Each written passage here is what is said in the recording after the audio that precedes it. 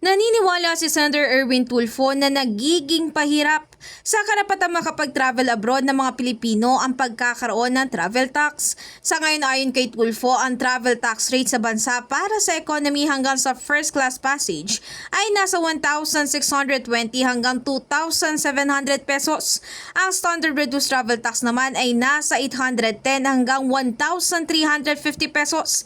Sa kabilang banda, kung ang privilege reduced travel tax naman ang pag-uusapan, ito ay para sa mga dependent overseas Filipino workers ay nasa 300 hanggang 400 pesos naman.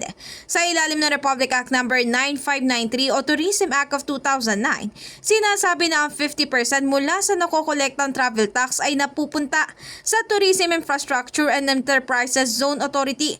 Ang 40% naman ay sa tourism-related programs ng Commission on Higher Education, habang ang natitirang 10% ay para sa National Commission for Culture and the Arts.